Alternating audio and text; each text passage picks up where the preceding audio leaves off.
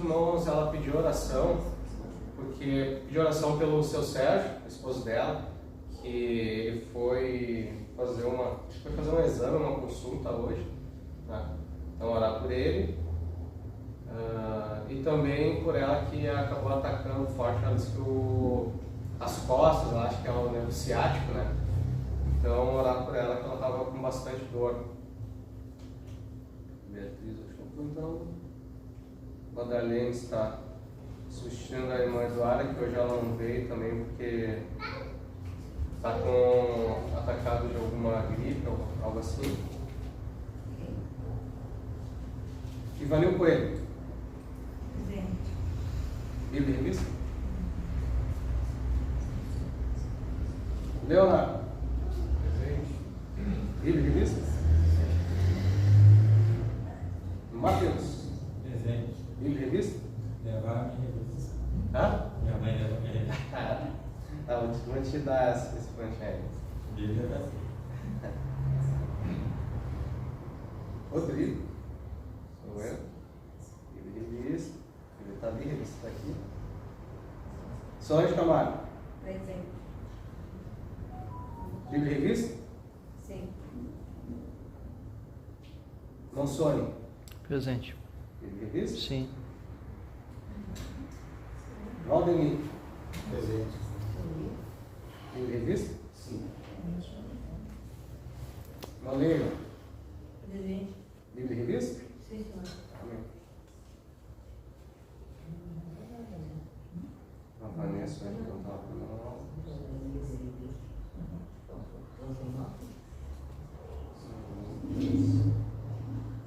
Irmã Eliana. Presente.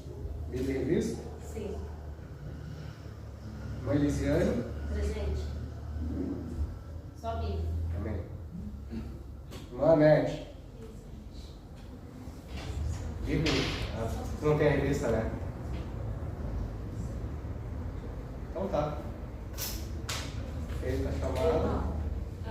Só uma coisa, um aviso geral, né, os irmãos, assim, ó, quando os irmãos saírem para ir pegar um ônibus ou irem no mercado, qualquer lugar, a gripe H1N1 ela está de volta. Isso mesmo. Os hospitais estão lotados. Sábado eu estava louca para vir, né, não deu para me vir porque a gripe me pegou de novo. Sim. Né, estava com febre. Então é só um alerta, né, os irmãos procuraram se proteger ao máximo. Eles estão pedindo também para usarem o álcool gel, para ficarem sempre como parceiro, Sim. né, do dia a dia.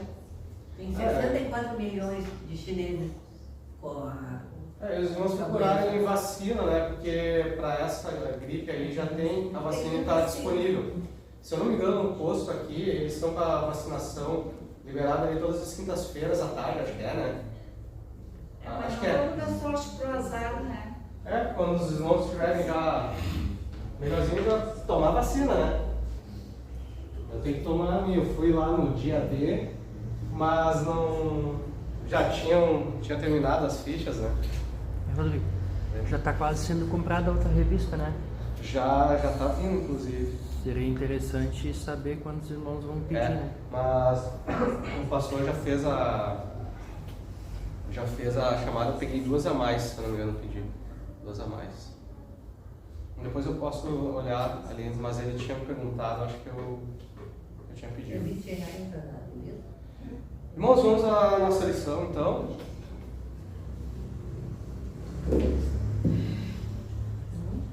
Na revista é 10. 10. Vamos à nossa lição então.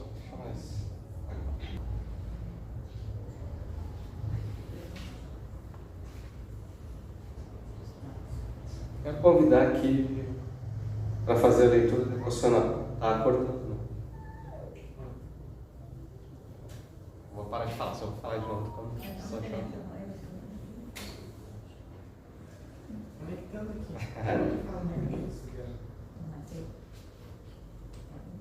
Então tá, você consegue ler a leitura devocional? Você vai falar para nós.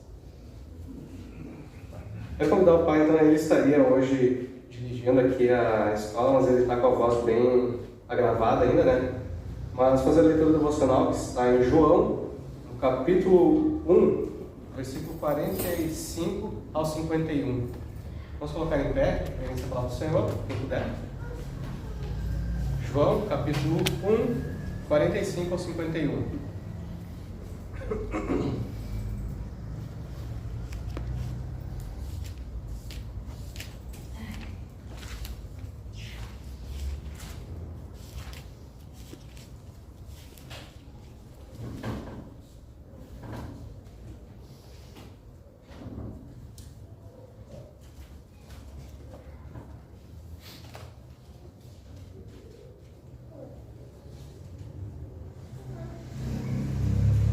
João, capítulo 1, 45 ao 51.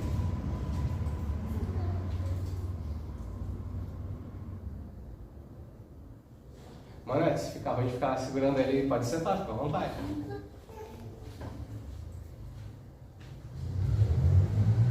Pode ler. Quer ler aqui? Bem, é do 45 até o 51. 45. É João 1, 45. Achamos aquele quem Moisés escreveu. É essa aqui, né? Essa aí. Escreveu na lei e a quem se referia os profetas, Jesus o Nazareno, filho de José. Então Natanael perguntou de Nazaré: pode sair alguma coisa boa? Felipe respondeu: venho ver. Jesus viu Natanael se aproximar e disse a respeito dele: eis um verdadeiro israelita em quem não existe fingimento algum. Natanael perguntou a Jesus: de onde o Senhor me conhece? Jesus respondeu: antes de Felipe chamá-lo, eu já tinha visto você debaixo da figueira. Então Natanael exclamou: mestre, o Senhor é o Filho de Deus, o Senhor é o Rei de Israel. Ao que é até aqui, né? Até o 51. Ao que Jesus lhe respondeu: você crê porque eu disse que tinha visto você debaixo da figueira? Pois você verá coisas maiores do que estas. E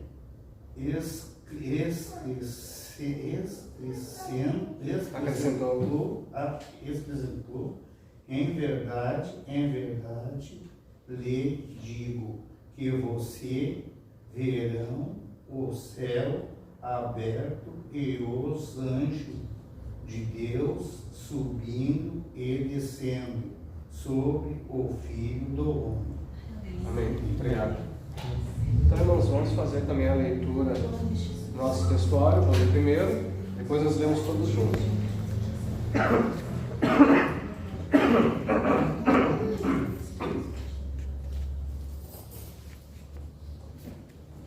Eu creio, Senhor, ajuda a minha incredulidade. Marcos, capítulo 9, versículo 24, parte B. No 3 todos juntos. 1, 2, 3. Eu creio, Senhor, ajuda a minha incredulidade. Marcos, capítulo 9, versículo 24, parte B. Amém. Vamos orar então, irmãos. Senhor nosso Deus, nosso Pai, em nome de Jesus te agradecemos por essa oportunidade que temos de estar aqui para juntos, Senhor, aprendermos mais a sua palavra, discutirmos mais sobre teologia, Senhor. Em nome de Jesus, te peço, Senhor, venha nos conduzir agora durante, Senhor, essa aula. Te peço, Senhor, me dê sabedoria e graça didática, Senhor, para transmitir, Senhor, aquilo que é da sua vontade através dessa lição para a sua igreja. Eu já tenho estudado, tenho lido, o Senhor já tem falado comigo e te peço, Senhor, fala com a sua igreja também, Senhor, nos orienta, nos esclarece, nos desperta e glorifica o seu nome nesta lição, nesta aula e em tudo que fizermos, Senhor. Te peço, Senhor, venha também despertar a cada aluno também para que participe segundo a sua vontade, segundo a direção do seu Espírito Santo e que todos saímos daqui edificados, Senhor, com um pouco mais de conhecimento do que quando entramos. Em nome de Jesus eu te peço, Senhor, eu te agradeço. Amém. Meus irmãos, para tomar seus assentos.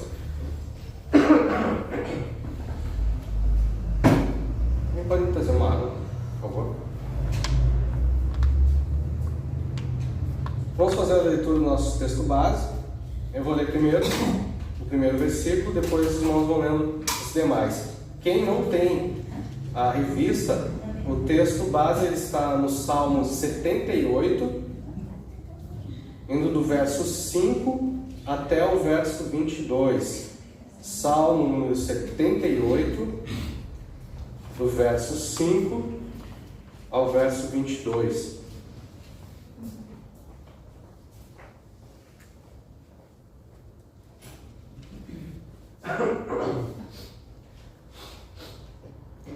A ideia foi boa aqui, né? Colocar dois figurinhas. Também quero. Isso aí. Porque ele estabeleceu um testemunho em Jacó e pôs uma lei em Israel, a qual deu aos nossos pais para que a fizessem conhecer a seus filhos. Para que a geração vindoura a soubesse os filhos que nasceram, os quais se levantassem e a constatassem a seus filhos, para que pusessem em Deus a sua esperança, e se não esquecessem das obras de Deus, mas guardassem os seus mandamentos. E não fossem como seus pais, geração contumaz e rebelde, geração que não regeu o seu coração, e cujo espírito não foi fiel para com Deus. Os filhos de Efraim armados e trazendo arcos viraram as costas no dia da peleja. Não guardaram as alianças de Deus e recusaram andarem na sua lei. Esqueceram-se das suas obras, das maravilhas que lhes fizeram ver. Maravilhas que ele fez à vista de seus pais, na terra do Egito, no campo de Zoar. Dividiu o mar e fez passar por ele, fez com que as águas parassem como um montão. De dia os guiou por uma nuvem, e toda a noite por uma luz de fogo. Fendeu as penhas no deserto e deu-lhes de beber como de grandes abismos. Fez sair fontes da rocha e fez correr água com rios. E ainda prosseguiram em pecar contra ele, provocando ao Altíssimo na solidão. E tentaram a Deus nos seus corações, pedindo carne para o seu apetite. E falaram contra Deus e disseram: acaso pode Deus preparar-nos uma mesa no deserto? Eis que feriu a penha, e as águas correram dela. Rebentaram ribeiros em abundância.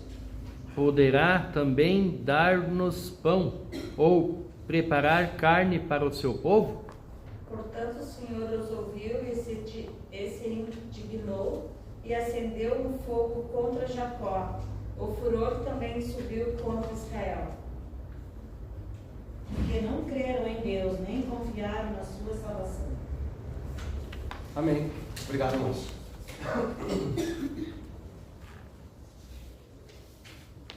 Então, irmãos, nessa lição, Nessa lição, então, nós vamos falar sobre o ceticismo, mas ele tem uma certa relação com a fé. Nem todo ceticismo ele é ruim. Quando a gente ouve essa palavra, principalmente numa igreja, né, parece que não combina tu ser uma pessoa cética ou falar em ceticismo e a presença de ceticismo dentro da igreja. Mas a gente vai ver que na vida prática da igreja, o ceticismo ele faz parte da vida prática da igreja. E nessa lição, quem já leu a lição já percebeu do que se trata, né? E nós vamos ver hoje e discutir aqui entre nós também, né? As formas que o ceticismo ele se manifesta na sociedade e qual é a relação dela com a igreja, né? E qual é a relação benéfica dela com a igreja, que vai ser o primeiro ponto. O ceticismo, então, na introdução, o autor ele vai falar que vem da palavra skepsis, do grego, né? E significa o termo o significado que ele dá aqui é de consideração ou dúvida, mas ainda há outro termo também que é investigação. Então, a palavra, na sua raiz, a palavra ceticismo tem essa abrangência. Então, desde dúvida, consideração a respeito de algo, investigação a respeito de algo. Porque quando você considera, se você está considerando alguma coisa, você está comparando ela a alguma outra coisa, no mínimo, pelo menos a mais uma, porque você está considerando entre um e outro, né? Ou com base em alguma outra evidência. Então, você está fazendo logo uma investigação, né? E segundo o autor pesquisou aqui nos livros de Champlin ele foi um teólogo americano, não lembro se ele já faleceu, mas é um respeitado teólogo americano, escreveu vários comentários sobre o Novo Testamento, sobre o grego também. Então é tido aqui como uma autoridade confiável quando se fala a esse respeito e aceita na igreja, né? Ele elenca o ceticismo, ou divide o ceticismo em 3 categorias. Um que é o ceticismo honesto, e aí nós vamos ver que esse aí é o que interessa e inclusive pode ser encorajado dentro da igreja, né? O ceticismo desonesto, e há ainda o ceticismo quando ele se manifesta na forma de algo nocivo e de negação a Deus, a sua palavra, e na verdade tudo que se diz religião, né? Não é só a Deus em si, né? E daí nós vamos então entrar e começar a falar, então, irmãos, sobre cada uma dessas formas de ceticismo, e vamos entender o que são cada uma delas, o que a palavra de Deus fala a esse respeito de nós agirmos ou aderirmos a esse ceticismo, né? E como que ele se manifesta na sociedade, e como que a palavra de Deus identificou já há muito tempo antes e profetizou inclusive que haveria na sociedade. Isso. E daí então, irmãos, o primeiro tipo de ceticismo que nós vamos tratar aqui é o ceticismo honesto. Pedir ao jovem Mateus que leia, por favor, a primeira parte, ceticismo honesto. E pode parar ali quando chegar na parte 1.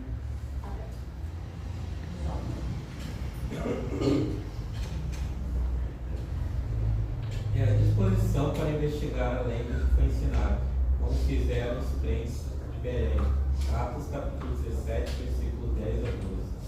como nunca as heresias se multiplicam nestes tempos finais, se é necessário termos cautela quanto aos falsos ensinos e doutrinas que se espalham rapidamente. Firmar-se na verdade é imprescindível, considerando este conceito que resolvemos com seguintes características. Tá bom, ok. Obrigado. Então, aqui o primeiro ceticismo honesto, ele é importante na igreja, irmãos, porque nós vamos ler em diversos textos aqui, depois, que como igreja, a gente vai aceitar qualquer coisa que falarem. Não podemos, né? Mesmo quando os apóstolos ali, eles vieram com a mensagem do Evangelho e chegaram para os judeus de Bereia, o que se destacou, conforme o autor até falou ali, né? Eles pegaram, ouviram aquelas palavras, estavam trazendo algo novo. E daí eles foram o quê? Conferir nas escrituras, eles não rechaçaram de vez, mas eles foram céticos. Eles pensaram, mas o que é isso que eles estão falando? Né? Vamos ouvir então o que eles estão falando. Pararam, ouviram, com um certo ceticismo, foram investigar, né? Foram analisar, comparar ali. E aí eles verificaram com o quê? Com os textos bíblicos. Porque essa é a regra de fé deles, né? Se os discípulos vieram falando, olha, nós estamos fazendo o Evangelho e ele corrobora com o que vocês creem, está de acordo com as Escrituras. De acordo com as Escrituras, vamos ver se é então. E foram lá e começaram a ler.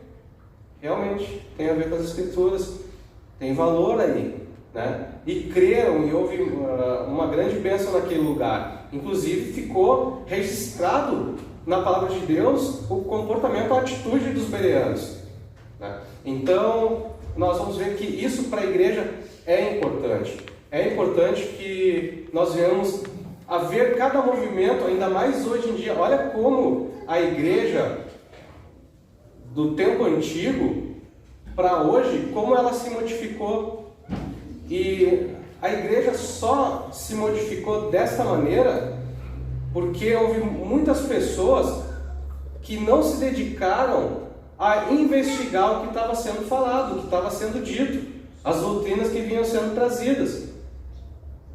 E imagina hoje em dia, nós já temos, no movimento pentecostal, por exemplo, como é importante nós sermos céticos a alguns movimentos que há no meio pentecostal. Nem tudo que está no meio pentecostal, em qualquer igreja, né, é realmente um mover sobrenatural do Espírito Santo. Muitas vezes são moveres de emoção da própria pessoa, né? Nós temos no meio pentecostal o pentecostalismo clássico, né, raiz. Nós temos o pentecostalismo de segunda onda. Eu não lembro se tem de segunda e terceira onda para depois vir o pentecostalismo, o neopentecostalismo, né? Mas até desencadear lá no neopentecostalismo, que tem inclusive algumas vertentes de neopentecostalismo que nem podem ser considerados cristianismo, já é considerado quase como uma seita, de tanto que desvinculou do Evangelho de Cristo, né? Por que isso acontece? Começam os movimentos, começam a chamar aquilo de mover do Espírito e está tudo ok, só que quando você vai olhar na palavra, não existe isso na palavra, não acontece assim. A palavra diz que é de uma maneira diferente, mas colocam o rótulo de que é o Espírito e não pode falar nada, porque se você duvidar, você está pecando contra o Espírito Santo. Isso não é pecar contra o Espírito Santo, né? Então nós devemos o quê? Investigar. Teve um mover, você achou estranho? Vamos investigar se esse mover aí é realmente está de acordo com a Bíblia, está de acordo com a palavra de Deus. Daí você lê lá, unção do riso. Mas a palavra de Deus não fala de unção do riso nenhum, né? Unção do leão, onde que está isso na Bíblia, né? E tantas outras coisas que começam a acontecer por aí. Aí tem a prosperidade, aí a gente vai longe. Então, como que nesse ponto é muito importante nós termos o ceticismo como um aliado para nós investigarmos tudo o que acontece na igreja, tudo que se fala. Então, aqui o ceticismo, ele não é uma dúvida, ou duvidar simplesmente por duvidar, que é algo que nós vamos ver mais à frente, né? Que é aquela pessoa assim, não acredita em nada e ponto final. Por quê? Não, porque não acredita e acabou. Não. Você está vendo algo e aquilo lhe causou, como dizem, lhe causou espécie, lhe causou uma estranheza. Né? Você ouve aquilo, isso está meio estranho, eu aprendi diferente a minha vida toda e agora estão ensinando diferente. Será que tudo que me ensinaram a minha vida toda está errado? Né? Será que é assim mesmo? Aí você vai para a Escritura, você procura os pastores, os irmãos da igreja, os obreiros, para tirar suas dúvidas, né? E aí vamos ver se há mérito ou não nisso que está sendo falado. Então é necessário, irmãos, que nós sejamos como os bereanos, nós estejamos investigando sempre o que se fala. Mesmo que eu falo aqui, irmãos, né? Eu sou humano, eu sou passível de erro, né? Então os irmãos têm que ouvir aquilo e estar sempre com a Bíblia aberta e olhando. Isso que o Rodrigo está falando está certo? É assim mesmo? Né? Sempre, irmãos, analisem, vejam, porque se tem uma coisa que eu não quero, irmãos, é falar uma besteira que os irmãos começarem a seguir e isso se perpetuar na igreja. Mas eu vou ficar muito feliz se alguém pegar e vir me corrigir antes que essas coisas aconteçam. Olha, não, acho que tu teve uma interpretação errada aí e eu acho que é um pouquinho mais para esse lado aqui que a Bíblia está querendo dizer, né? Que a palavra de Deus está querendo dizer. E aí, irmãos, a gente consegue sempre estar andando de acordo com as Escrituras, porque as nossas investigações, né, elas são baseadas no quê? Na palavra de Deus. Nós não vivemos e agimos por revelações de pessoas, né? Nós vivemos e agimos por revelação da palavra de Deus. Amém? Qualquer outra revelação que não está de acordo com a palavra de Deus, para nós não serve, né? Então, se tem qualquer tipo de revelação, ela tem que estar de acordo com a palavra de Deus. E aí, irmãos, o ceticismo honesto ele tem algumas características, né? E as características são o desejo de avançar, a disposição para crer desde que haja evidências, né? Não é uma disposição para crer como aquela pessoa que acredita em qualquer coisa que dizem. Não, eu tenho uma disposição para crer quando você me mostra evidências de que isso que você está falando tem mérito, está correto, segundo a palavra de Deus, né? E esse ceticismo também ele não é limitado, não é limitado no sentido de que ele não depende só de coisas racionais para poder crer. Ele considera que há coisas que não vão ser respondidas de forma racional, que aí entra na fronteira do que está no domínio da fé. Sai do domínio racional, mas entra no domínio da fé, e para nós está ok. Nós sabemos que tem coisas que são respondidas pela fé mesmo, como nós vamos ver a seguir. Então o autor ele cita alguns textos ali. Eu já falei a respeito dos pontos que ele cita, né, que é o desejo de avançar. No caso ele cita aqui Oséias capítulo 6, versículo 3. Oséias capítulo 6, versículo 3 conheçamos e prossigamos em conhecer ao Senhor, né? Não como Israel nesse texto, né? Porque nesse texto Israel estava querendo culpar a Deus pelas mazelas deles e estava pensando, como ele fez mal para a gente, né? Agora ele vai curar nossas feridas, agora conheçamos e prossigamos a conhecer a Deus, mas sem vontade mesmo, né? Mas que nós tenhamos esse desejo mesmo de conhecer e prosseguir em conhecer o Senhor. Vamos ver aqui também, não se limita apenas, no caso não ser limitado à percepção dos sentidos ou ao meio científico e a disposição para crer quando tem evidências. O exemplo citado aqui do texto é Tomé. Tomé, eu só vou acreditar se eu poder tocar a ferida e tocar do lado lá onde tinha o ferimento dele, senão eu não creio que vocês viram Jesus ressurreto. Mas quando ele viu, ele creu. Ele viu ali, ela está aqui, ó, toca no lado aqui, põe a tua mão. Ele, Senhor, né? Então ele creu. Ele foi cético, né? Mas quando ele se apresentou diante dele a resposta, né? A evidência, ele creu. Ele não ficou ainda num estado de negação, né? Poderia ele ficar dizendo, não, isso aí... Até porque Jesus estava num corpo glorificado, né? Ele estava diferente. Eles não conseguiram reconhecer ele de bate-pronto, né? Também, irmãos, isso é importante, então, no ceticismo, ele não ser limitado, no ceticismo honesto, né? Porque a fé é um componente indispensável para crer em Deus e nos seus atributos incomunicáveis, que está ali na parte 3. Acabei pulando a parte 2 aqui. Então, tem que ter uma consideração que não é só o que é racional, mas o que eu posso crer também em alguma coisa por meio da fé. Também é citado na parte 2 ali, é citado Efésios capítulo 3, versículo 17 ao 19, e diz ali que a fé é altamente valorizada na palavra de Deus, fortalecê-la é uma necessidade. Vamos abrir aí Efésios capítulo 3, versículo 17 ao 19. Tem um termo ali a respeito de compreender que ele é importante para a gente. Capítulo 3, versículo 17 ao 19. E assim habite Cristo no vosso coração pela fé, estando vós arraigados e alicerçados em amor, a fim de poderes compreender com todos os santos qual é a largura, o comprimento e a altura e a profundidade, e conhecer o amor de Cristo que excede todo entendimento, para que sejais tomados de toda a plenitude de Deus.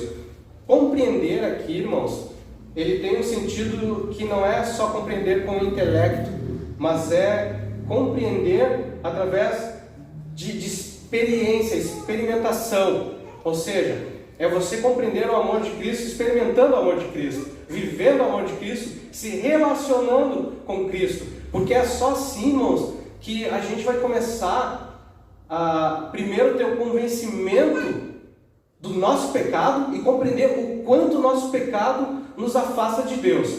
E quanto mais a gente tem compreensão disso, irmãos, a cada dia, o quanto nós somos pecadores, mais ainda nós vamos ficando atônitos como o amor de Deus ele é grande, né? E daí nós vamos vendo como Deus trabalha na vida de um, na vida de outro, e a gente vai olhando assim, realmente a largura, a profundidade, a dimensão do amor de Deus, ela é demais, cada vez a gente vai compreendendo e a gente vai compreendendo esse amor cada vez se expandindo mais à medida que nós nos relacionamos com Ele, né? E isso, irmãos, não é compreendido de forma racional, né? A gente só compreende por meio da fé. Também, então, na parte 4, os milagres não se compreendem também de forma só racional. Porque quando você vê que nos evangelhos aquelas curas que acontecem milagrosas, não tem explicação racional, né? Como nós vimos lá, os racionalistas, eles não aceitam as partes que falam nos evangelhos como milagres reais. Eles dizem, não, aquilo ali é como eles interpretaram, como eles entenderam, né? Foi algo que eles colocaram só para deixar o seu evangelho mais atraente, né? Decorando talvez esse evangelho, mas não é isso. Então vamos para a parte 2. Até aqui tudo bem? Alguém tem algo que gostaria de contribuir?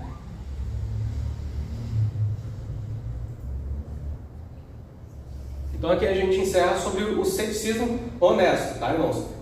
Então, resumindo, né? Ceticismo honesto é quando a gente investiga com interesse genuíno de descobrir a verdade. E quando nós somos expostos e é mostrado para nós as evidências, né, nas Escrituras, imediatamente nós estamos dispostos a crer, né? E aí, aqui está um exercício, se eu não me engano, é lá não lembro agora se é em Tiago ou Hebreus, que eu até trouxe uma palavra aqui um dia, que fala a respeito de nós recebermos a palavra do Senhor, né? Ouvir, receber com mansidão e praticar, né? Esse é o processo de quando nós somos convencidos pela palavra. Vamos para a parte 2, então. Agora que contrapõe o ceticismo honesto, nós temos o ceticismo desonesto. Na parte 2, então, irmão Leonardo, por favor, pode ler, até chegar na parte 1.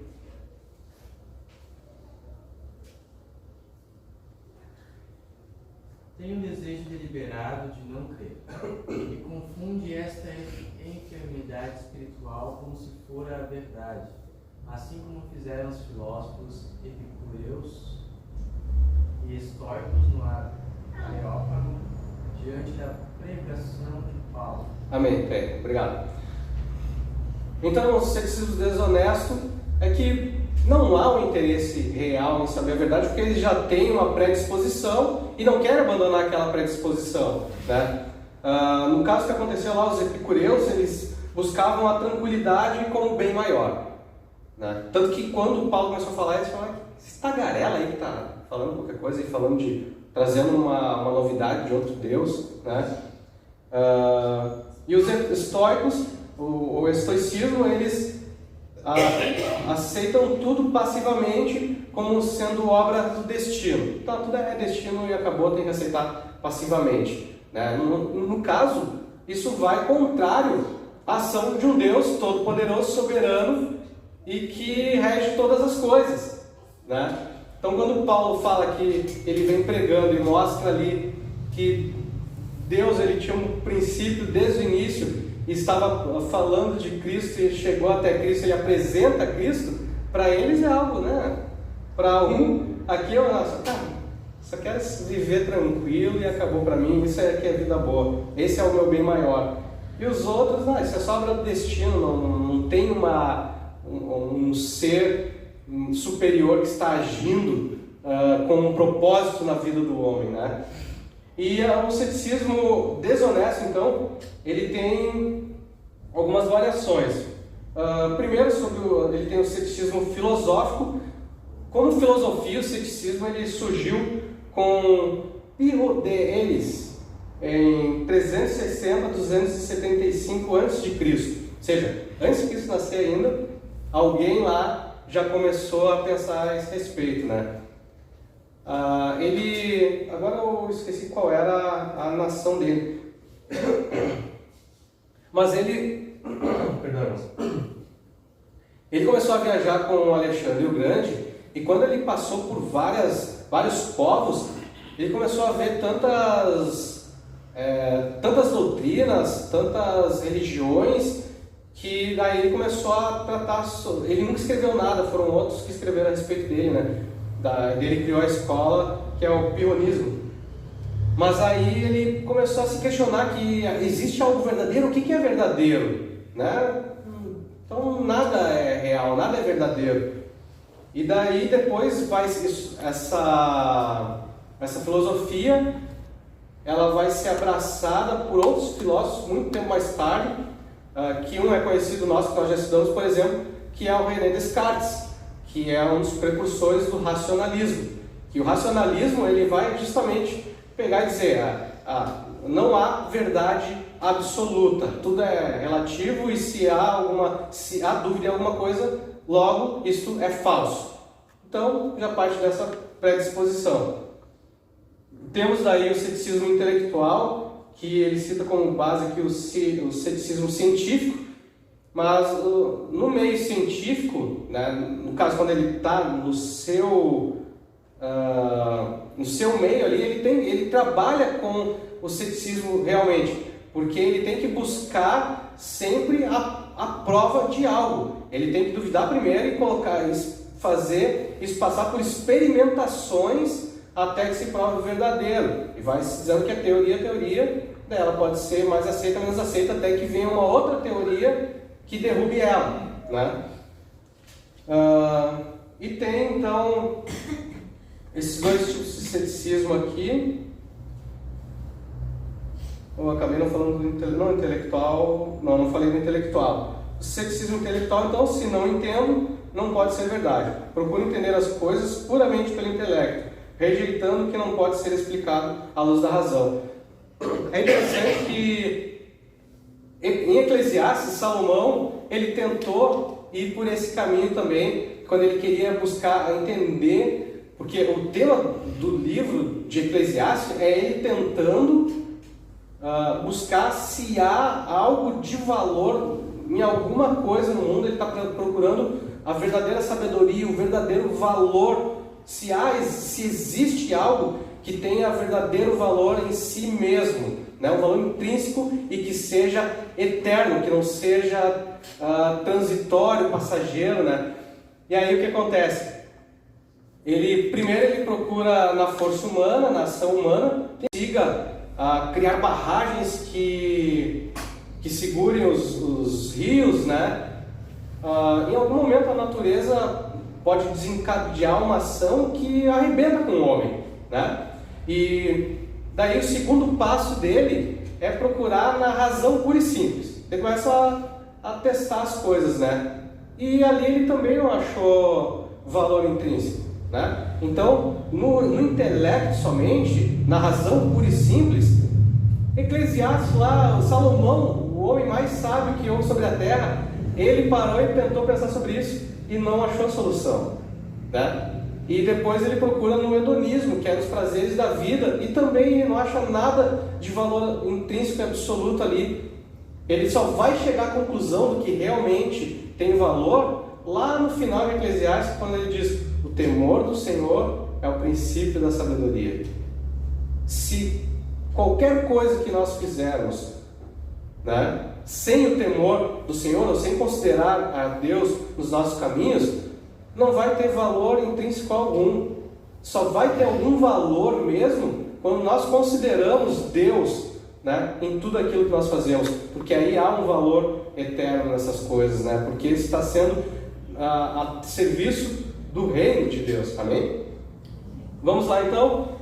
Aí também na parte 2 ainda a respeito do ceticismo desonesto, ele vai falar sobre a sociedade e como ela está hoje predisposta ao contrário de tudo aquilo que é pregado como um valor cristão, né? Que vem saindo hoje cada vez mais como valores sociais, ele vai cada vez mais desprezando os valores cristãos, os valores morais de Deus, né? Eu estava fazendo um estudo a respeito de vestimentas, né? E daí tinha uma frase que era assim, que a moda do mundo ela está cada vez mais despindo as mulheres, de forma que hoje em dia é difícil uma mulher se despir mais do que já se despe, por exemplo, nas praias, né? O que vem depois disso? Não tem, né? O que a gente tem visto que tem acontecido aí é algumas andarem nas ruas como se estivessem nas praias, que já é um problema na praia, né? Mas andando na rua dessa maneira. Daí o próximo passo é o quê? Andar sem nada, né? Que algumas já estão tentando. Esses dias tinha uma notícia lá, que uma chamada assim, que alguém tinha sido preso em alguma praia ali, porque estava andando sem a parte de cima do biquíni na rua, como qualquer lugar. Então parece que já estão tentando, né? Já estão tentando. Vamos lá então. Como que se manifesta? Então o autor ele vai citar alguns textos ali que a gente pode resumir assim, ó. Começa pela sociedade rejeitando o poder da palavra de Deus. Isso está lá em Jeremias capítulo 23, versículo 29, onde ele fala que a palavra de Deus é como um martelo que esmiuça a penha. Também desprezam a ação do Espírito Santo, pode ser visto em Zacarias, capítulo 4, versículo 6, que não é nem por poder ou força, mas é pelo Espírito de Deus que as coisas acontecem, que o Senhor ia agir. Ou no João, capítulo 16, versículo 8, onde fala que o Espírito Santo ele convencerá o homem do pecado, da justiça e do juízo. Desprezam também a disciplina. Em 2 Coríntios capítulo 2, versículo 4 ao 6, fala sobre o perdão do penitente, né? Quando ele foi disciplinado, mas houve arrependimento. Paulo ali ele diz, olha, vocês já colocaram, já falaram com ele, já se opuseram a ele, agora se houve o arrependimento, recebem ele, perdoa em amor, né? E isso o mundo já não conhece mais. E às vezes alguns sentimentos assim, eles acabam invadindo a igreja, quando nós, por exemplo, não queremos demonstrar o amor, mas queremos a punição, né? Então nós devemos procurar sempre demonstrar o amor, amém, irmãos? E não desprezar também a disciplina quando ela vem de forma a nos corrigir, né? Nos recolocar no caminho correto. E também essas pessoas então vivem nas trevas, né? Porque eles não querem que as suas obras más sejam expostas à luz, né? Por fim, então, irmãos, temos o ceticismo e a negação de Deus. O primeiro ponto aqui, ele vai falar que o mundo resiste ao Evangelho. Eu não estou lendo aqui, irmãos, para nós ganharmos tempo, tá? Quem não leu a revista depois pode ler em casa, que também está bem explicado ali. O mundo resiste ao Evangelho. Isso, a palavra de Deus já vaticinava a esse respeito. Vamos ler ali 2 Timóteo, capítulo 4, versículo 3 ao 4. 2 Timóteo.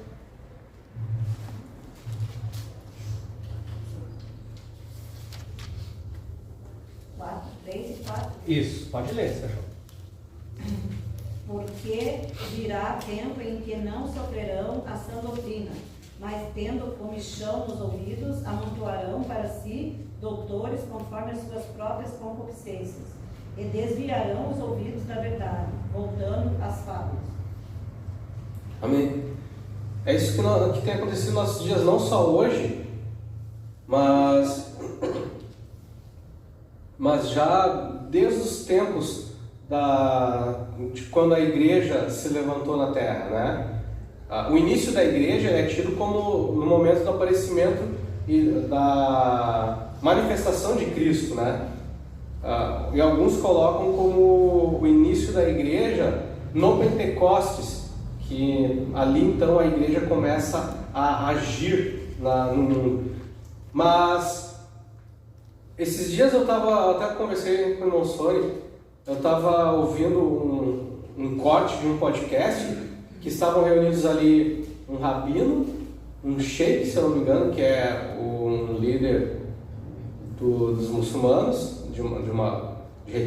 da religião muçulmana, né, islamismo, e um cristão, né? Só que eu até falei para meus que parecia que na verdade eles tinham reunido ali os apóstatas e os hereges de cada representando, né, o apóstata e herege de cada religião, porque eles foram frontalmente contra o que a religião deles prega, né? Mas o discurso deles era tão bonito assim, ó, que não, é o amor, devemos nos reunir, e no fim o próprio cristão que estava ali, ao meu entender, ele rebaixou a Cristo como mais um caminho para ser salvo. É só mais um. Ele não é o único. Só que a Bíblia me diz que lá em, se eu não me engano, João capítulo 14, versículo 6, né? Eu sou o caminho, a verdade e a vida. Ninguém vai ao Pai senão por mim. Jesus falou isso. Não tem outro caminho. Então como que é só mais um? Então Cristo ele veio só como profeta, só como diziam lá os... Meu Deus, eu sempre esqueço o nome dessas criaturas. Do século 3 ou 4. Eu sempre esqueço. Depois, quando eu saio daqui, eu lembro, né? Mas as heresias que tiveram naquela época, que, não precisa de Cristo, sabe? Só de ser bom, tu sentir que tu tem Deus, tu sentir que tá fazendo algo bom e pronto. Não é só isso, irmãos. Não é. Quando os apóstolos pregavam a palavra de Deus e as pessoas se sentiam impactadas e perguntavam o que nós devemos fazer, eles diziam, primeiro, arrepender. Metanoia, que é mudar de pensamento, mudar a tua forma de vida, né? E o segundo ponto é ser batizados em nome de Jesus, não é uma forma batismal, é tu receber a Cristo e tu se revestir de Cristo, tu agir conforme Cristo quer que você haja, né? Somos salvos pela graça. Esses dias eu estava falando também que às vezes a gente acha que ser salvo pela graça, a gente, então não precisa cumprir mais mandamento nenhum, né? Mas não é isso. Ser salvo pela graça não é a dispensa de cumprir os mandamentos e aquilo que Deus exige das nossas vidas. A questão é que, pela lei, a lei, ela nos mostrava os nossos erros, o nosso pecado, nos revelava o pecado, mostrava que nós éramos pecadores, nos colocava debaixo do pecado, mas ela não nos capacitava para conseguir vencer o pecado e obedecer à lei de Deus, obedecer aos mandamentos de Deus. Nós não ganhávamos essa capacidade. Mas através da graça, né, com o sacrifício de Cristo na cruz, a palavra graça, ela tem dois sentidos, irmãos, que um é um dom, um favor não merecido, mas ao mesmo tempo ela tem um sentido de capacitação, de poder que ela nos dá, de capacidade mesmo, de vencer o pecado e obedecer aos mandamentos de Deus, porque agora nós temos uma coisa que é o Consolador, nós temos o Espírito de Deus dentro de nós, que nos ajuda a obedecer aos mandamentos de Deus, né? E quando nós caímos em alguma atitude de pecado, nós não permanecemos mais no pecado, nós vamos e nos arrependemos e procuramos não cometer mais esse pecado. E esse pecado já está pago. Por quê? Porque Cristo pagou na cruz e nós estamos em Cristo. Amém? Essa é a diferença. Então, nós não somos salvos pelas nossas obras, né? Mas nós praticamos as boas obras porque nós somos criados para elas. A palavra de Deus diz, né? Nós somos criados para as boas obras em Cristo. Amém? Então nós fazemos as boas obras porque somos salvos, não para sermos salvos. Mas o mundo, ele vem de outra maneira, né? Eles não suportam ouvir isso, irmãos. Que ainda tu tem que agir, tu tem que te revestir de Cristo, e isso significa tu ter uma nova vida. Eles não suportam ouvir isso e começam a levantar o quê? Filosofias aí que agradam aos ouvidos. Não. Basta ter amor, tu não precisa parar de viver uma vida de pecado. Isso é do homem, né? Nós precisamos aproveitar a vida, nós precisamos andar de mãos dadas com heresias, porque o que importa é nós amarmos uns aos outros. Amar um ao outro não é você pegar e abraçar a heresia do outro, né? Nós temos que amar a todos, sim, e por nós amar nós temos que pregar o Evangelho e apontar, né, o caminho de Cristo. Não é eu pegar e me abraçar e colocar, não, o nosso Deus é o mesmo. Não é. Não é o mesmo, né? O nosso Deus é o que está revelado nas Escrituras, não em outro livro qualquer aí. Também os ensinos nocivos, né, que vêm de pessoas como essa. Romanos capítulo 12, versículo 2, vai dizer que nós não devemos nos conformar com este mundo, mas devemos renovar, não lembro agora como é que é o término, não nos conformeis com este mundo, mas renovai-vos, vamos ler aqui, Romanos 12, 2, e não vos conformeis com esse século, mas transformai-vos pela renovação da vossa mente, para que experimenteis qual seja a boa, agradável e perfeita vontade de Deus. E aonde que está isso? Aonde que está a agradável, boa, perfeita vontade de Deus? Na Bíblia, né? Não é em outro livro, né? Não é no Corão, né? Não é... No caso do judeu, a gente até pode dizer que tem ali, porque está no Pentateuco, né? Ele tem parte do livro. Mas é só parte, completo, aqui, na Bíblia. Também, esse ceticismo de negar a Deus, né? E a sociedade vê dessa maneira, é um resultado da depravação humana. 2 Timóteo, capítulo 3, versículo 1 ao 5, que vai falar ali, né, irmãos, dos tempos trabalhosos, né? E é o que a gente vê hoje, irmãos. Nós temos cada vez mais, assim, que é algo que eu tenho pensado, que são crentes letárgicos. Os irmãos sabem o que é um estado de letargia, né? É como se estivesse em suspensão, né?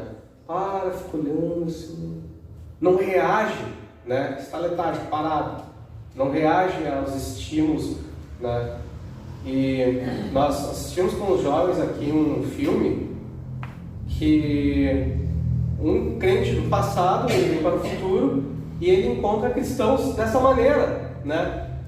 E ele fica estranhando assim como as pessoas estão agindo, e tudo é porque as pessoas começaram a tirar Jesus Cristo dos seus, e a palavra de Deus, de falar em Cristo, né, nas suas reuniões, nos seus escritos, porque você não precisa falar da Bíblia e falar em Cristo, pode parecer meio antiquado, mas não, tem que falar, né? Mas enfim, irmãos, e como é que nós vamos ter na nossa vida o ímpeto, o desejo de pregar o Evangelho, se nós não temos nem ânimo de glorificar, de fechar os nossos olhos, de buscar a presença de Deus, né? De buscar o batismo no Espírito Santo. O batismo no Espírito Santo ele é para quê? Nós vamos receber o batismo, vocês receberão poder para descer sobre vós, o Espírito sereis testemunhas, tanto em Jerusalém, quanto em Judéia, em todos os confins do mundo, né? É poder para testemunhar. Só que no momento que a gente não buscar mais isso, a igreja vai perdendo poder para testemunhar. Consegue testemunhar? Consegue, mas não tem mais aquela garra, né, que esteve no início, né? E o final dos tempos, 2 Tessalonicenses capítulo 2, versículo 3 ao 4, fala, né, que primeiro viria a apostasia, enfim. Agora, o que a igreja deve fazer a esse respeito? Vamos só ler 2 Tessalonicenses 2, 3 ao 4, que é importante nós lermos esse texto. 2 Tessalonicenses,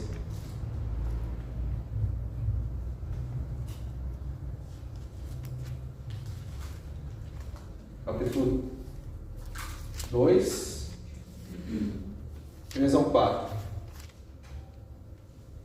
Ninguém de nenhum modo vos engane, porque isso não acontecerá sem que primeiro venha a apostasia e seja revelado o homem da iniquidade, o filho da perdição, o qual se põe e se levanta contra tudo que se chama Deus ou é objeto de culto, a ponto de assentar-se no santuário de Deus, ostentando-se como se fosse o próprio Deus.